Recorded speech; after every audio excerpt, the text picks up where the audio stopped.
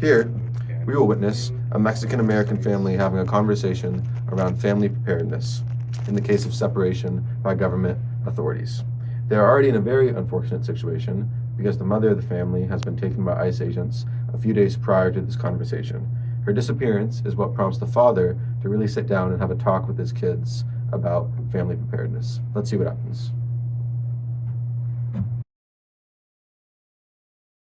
How are the pancake boys? I really tried. They're not half as good as your mom, but I try my best. Yeah, Dad, the pancakes are pretty good.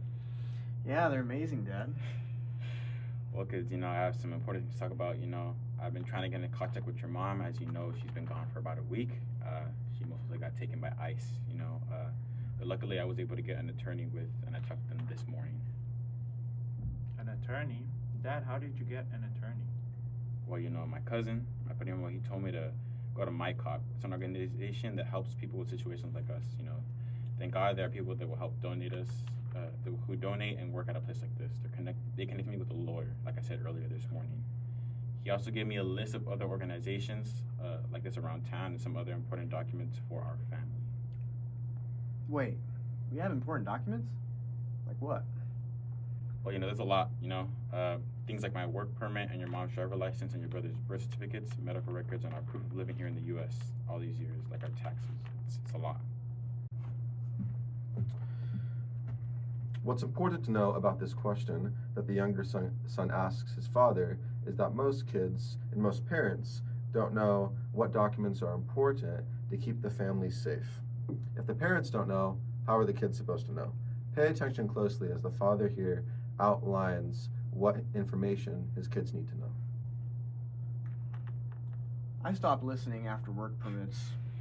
Hey, it's okay, mijo. I know things like this they're not important to you. You don't have to memorize them. But I do need to memorize me one thing. It's your Theo's phone number, okay? In case anything would happen to me, you guys do know where your Theos live, right? Yes, we do. Good. I'm going to put all of these in a box in your closet and make a copy of everything. And, I'm going to give an extra key to the house to your Theo John today, okay? Just for easy access. But, Dad, why do we need to remember Theo's phone number? It's not just for you, okay? It's for me, too. Or to keep this family safe,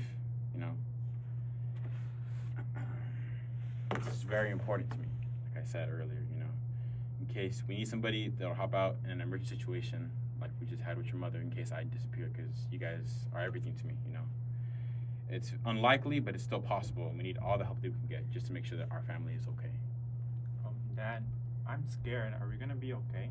Yes, don't worry about it, mijo, okay? Like I said, we're having this conversation for the reason that we need to be prepared in case something like this would happen to me.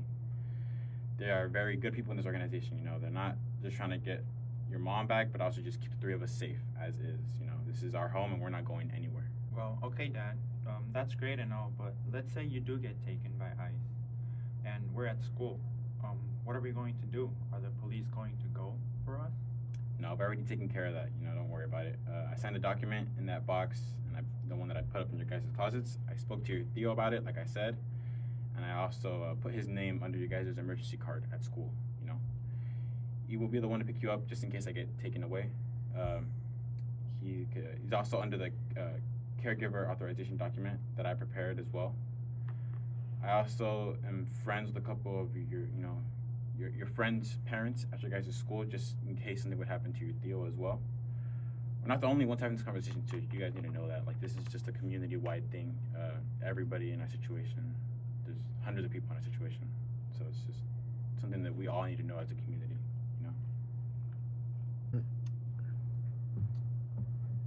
Now, I want you to all be aware of some practical things the father is mentioning here.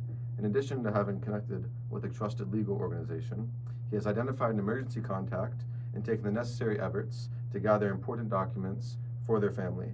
They are all essential steps to take in order to prepare for unfortunate family situations that arise because of the government. More than all of that, though, is one key lesson. So listen up.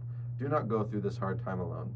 Do not isolate, and most importantly, know you are not the only one going through this. The more trusted people that you get by your side, the safer everyone is going to be. Like the father said, it is everyone's job to look out for each other.